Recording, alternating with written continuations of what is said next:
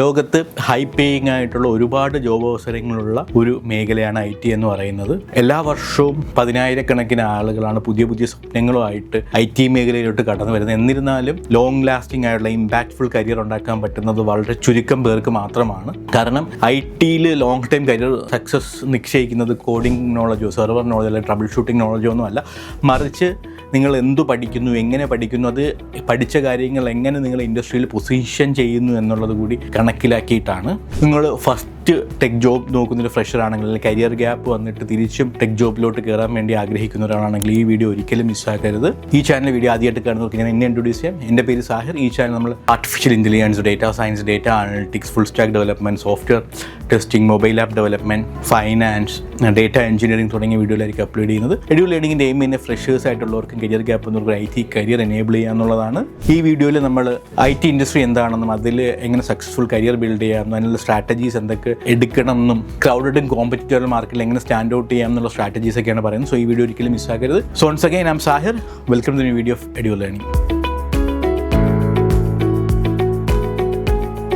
ഈ മേഖലയിൽ എങ്ങനെ സക്സസ്ഫുൾ കരിയർ ബിൽഡ് ചെയ്യാമെന്ന് മനസ്സിലാക്കുന്നതിന് മുമ്പ് നമുക്ക് IT ലാൻഡ്സ്കേപ്പിനെ കുറിച്ച് മനസ്സിലാക്കാം. ടെക്നോളജി ലോകം വളരെ വേഗത്തിൽ മാറിക്കൊണ്ടിരിക്കുന്നതാണ്. 5 വർഷം മുമ്പ് ഇൻ ഡിമാൻഡ് ആയിട്ടിരുന്ന പല സ്കിൽസും ഇന്നത്തെ ഔട്ട്ഡേറ്റഡ് ആയിട്ടുണ്ടായിരിക്കും. അപ്പോൾ IT കാലഘട്ടത്തിൽ നമുക്ക് IT മേഖലയിൽ നമുക്ക് പിടിച്ചു വയ്ക്കണമെന്നുണ്ടെങ്കിൽ ഏറ്റവും ഇമ്പോർട്ടൻ്റ് ആയിട്ടുള്ള സ്കില്ലാണ് കണ്ടിന്യൂസ് ലേണിംഗ് എന്ന് പറയുന്നത്. IT മേഖലയിൽ നിങ്ങൾക്ക് successful long lasting career build ചെയ്യണമെന്നുണ്ടെങ്കിൽ ഈ ഒരു ഹാബിറ്റ് നിങ്ങൾ മാൻഡേറ്റ് ആയിട്ട് ഉണ്ടാക്കി എടുക്കേണ്ടതാണ്. ഈ ഒരു സ്കില്ല് വളരെ മാൻഡേറ്റ് ആണ്. ഒരിക്കലും നിങ്ങളൊരു ഓപ്ഷനായി കണക്കാക്കാൻ പറ്റത്തില്ല. പ്രോഗ്രാമർ ആയിരുന്നാലും, ഡേറ്റ അനലിസ്റ്റ് ആയിരുന്നാലും, സോഫ്റ്റ്വെയർ ടെസ്റ്റർ ആയിരുന്നാലും, വേറെ എന്ത് ജോബിലുള്ളായിരുന്നാലും നിങ്ങൾ മാറുന്ന ടെക്നോളജിയെക്കുറിച്ച് എപ്പോഴും കറൻ്റ് അപ്ഡേറ്റഡ് ആയിക്കൊണ്ടിരുന്നാൽ മാത്രമേ കരിയറിൽ ഗ്രോത്ത് നേടാൻ സാധിക്കത്തുള്ളൂ. പുതിയ കാര്യങ്ങളെ പഠിക്കുക എന്ന് പറയുമ്പോൾ സർട്ടിഫിക്കറ്റ് നേടിയത് കൊണ്ട് പുതിയ കാര്യങ്ങൾ പഠിച്ചു എന്ന് ഒരിക്കലും വരത്തില്ല. പുതിയ കാര്യങ്ങൾ പഠിച്ചത് ഇംപ്ലിമെൻറ്റ് ചെയ്യാൻ, അതുവഴി ചെറിയ പ്രൊജക്റ്റിങ് ചെയ്യാനും ഇതുമായിട്ട് ബന്ധപ്പെട്ട കമ്മ്യൂണിറ്റികളിൽ ആക്റ്റീവ് ആകാനും ഒക്കെ നിങ്ങൾക്ക് സാധിക്കണമെങ്കിൽ മാത്രമേ ഈ മേഖലയിൽ പിടിച്ചു നിൽക്കാൻ സാധിക്കത്തുള്ളൂ. അങ്ങനെ ചെയ്യാത്തവർ മാക്സിമം 5, 10, 15 വർഷത്തിനുള്ള ഫീൽഡ് ഔട്ടാകുമെന്നുള്ളത് ഒരു ഡൗട്ടും വേണ്ട. കരിയർ ഗ്രോത്തും കുറയും എന്നുള്ളൊരു ഡൗട്ടും വേണ്ട. രണ്ടാമതായിട്ട് വേണ്ടതെന്ന് പറയുന്നത് നിങ്ങൾക്ക് സ്ട്രോങ് ഫൗണ്ടേഷൻ ഉണ്ടാക്കുക എന്നുള്ളതാണ്.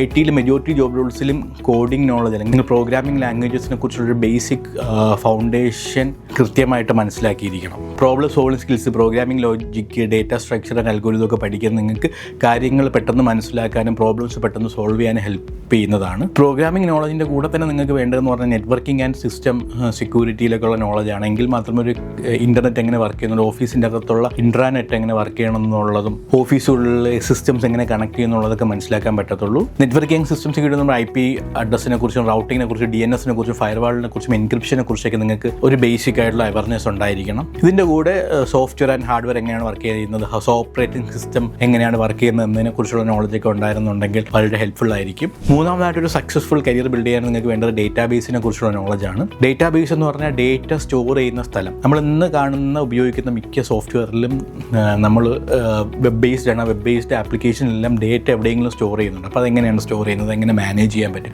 എങ്ങനെ ക്രിയേറ്റ് ചെയ്യാം എന്നുള്ള കാര്യങ്ങളെക്കുറിച്ചൊക്കെ ഒരു ബേസിക് അവയർനെസ് ഉണ്ട്. അതിന് ഏറ്റവും കൂടുതൽ നിങ്ങൾക്ക് പഠിക്കേണ്ടത് SQL എന്ന പ്രോഗ്രാമിംഗ് ലാംഗ്വേജാണ്. പല ഡിഗ്രി കോഴ്സസിൻ്റെ കൂടെയും ഒക്കെ SQL പഠിപ്പിക്കുന്നുണ്ട്. +2 പോലും SQL പഠിപ്പിക്കുന്നുണ്ടെന്നാണ് ഞാൻ വിശ്വസിക്കുന്നത്. അല്ലാന്നുണ്ടെങ്കിൽ നിങ്ങൾക്ക് SQLൻ്റെ ട്യൂട്ടോറിയൽസ് ഈ എഡ്യൂ ലേണിംഗിൻ്റെ യൂട്യൂബ് ചാനൽ അവൈലബിൾ ആണ്. അല്ലാന്നുണ്ടെങ്കിൽ വേറെ യൂട്യൂബ് ചാനലൊക്കെ നിങ്ങൾക്ക് പഠിക്കാവുന്നതാണ്. കൂടാതെ ഇപ്പോഴത്തത് ഡേറ്റാബേസ് മാറി ക്ലൗഡ് ബേസ്ഡ് പ്ലാറ്റ്ഫോംസ് ആയിക്കൊണ്ടിരിക്കണം. അപ്പോൾ അതുകൊണ്ട് തന്നെ AWS-ഉം Azure-ഉം GCP പോലുള്ള പ്ലാറ്റ്ഫോംസ് എങ്ങനെയാണ് വർക്ക് ചെയ്യുന്നത് മനസ്സിലാക്കുന്നത് നല്ലതാണ്. ദെൻ അടുത്തത് വേണ്ടതെന്ന് പറഞ്ഞു കഴിഞ്ഞാൽ നെറ്റ്വർക്കിംഗ് സ്കില്ലാണ്. നമ്മൾ ജോലി ചെയ്തുകൊണ്ടിരിക്കുന്ന കമ്പനി ലൈഫ് ലോങ് ജോലി ചെയ്യാമെന്ന് വിശ്വസിക്കരുത്. ഒരു 5 years കഴിഞ്ഞിട്ട് കമ്പനി സ്വിച്ച് ചെയ്താൽ മാത്രമേ നമ്മൾ ഉദ്ദേശിക്കുന്ന കരിയർ ഗ്രോത്ത് കിട്ടത്തുള്ളൂ. അപ്പം കമ്പനി പറയുന്നതിന് മുമ്പ് കമ്പനി നമുക്കൊരു ബേസിക് ട്രെയിനിങ് ഒക്കെ തരുന്നത്. അപ്പോൾ കമ്പനി തരുന്ന ട്രെയിനിങ്ങിന് മാത്രം നമ്മൾ വെയിറ്റ് ചെയ്ത് നിൽക്കാതെ എപ്പോഴും പുതിയ കാര്യങ്ങൾ പഠിച്ചുകൊണ്ടിരിക്കുക. LinkedIn പോലുള്ള പ്ലാറ്റ്ഫോംസിലൂടെ പുതിയ നെറ്റ്വർക്ക്സ് ബിൽഡ് ചെയ്തുകൊണ്ടിരിക്കുക. ഇങ്ങനെ പുതിയ നെറ്റ്വർക്ക്സ് ബിൽഡ് ചെയ്യുമ്പോൾ നിങ്ങൾ പുതിയ കമ്പനിയിൽ, നിങ്ങൾ ഉദ്ദേശിക്കുന്ന കമ്പനിയിൽ ലോങ് ടൈം ആയിട്ട് നിങ്ങൾ റെഫറൻസ്, പല മൾട്ടിപ്പിൾ കമ്പനി റെഫറൻസ് ബിൽഡ് ചെയ്യാൻ, അവിടെ ഒരു വേക്കൻസി വരുമ്പോൾ അവർ നിങ്ങളായിട്ട് കണക്ട് ചെയ്യാനൊക്കെ സഹായിക്കുന്നതാണ്. കൂടാതെ ടെക് കമ്മ്യൂണിറ്റിയിൽ പങ്കെടുക്കുന്ന, ഹാക്കത്തോൺസ് പങ്കെടുക്കുന്നതൊക്കെ ഇങ്ങനത്തെ നെറ്റ്വർക്ക് വളരെ വേഗത്തിൽ ബിൽഡ് ചെയ്യാൻ സഹായിക്കുന്നതാണ്. പിന്നെ ഫ്രീലാൻസ് പ്രൊജക്ട്സിൽ പങ്കെടുക്കുക. ഫ്രീലാൻസ് പ്രൊജക്ട്സ് എന്ന് പറയുമ്പോൾ നിങ്ങളുടെ കമ്പനി, ചില കമ്പനീസ് ഫ്രീലാൻസ് ആയിട്ട് വർക്ക് ചെയ്യാൻ സമ്മതിക്കുന്നു, ചില കമ്പനി ഫ്രീലാൻസ് ആയിട്ട് കറൻറ്റ്ലി വർക്ക് ചെയ്യാൻ സമ്മതിക്കുന്നുണ്ട്. സോ അങ്ങനെ ഫ്രീലാൻസ് ആയിട്ട് വർക്ക് ചെയ്യാൻ സമ്മതിക്കുന്ന കമ്പനീസ് ആണെങ്കിൽ അങ്ങനത്തെ കമ്പനിയിൽ വർക്ക് ചെയ്യുക.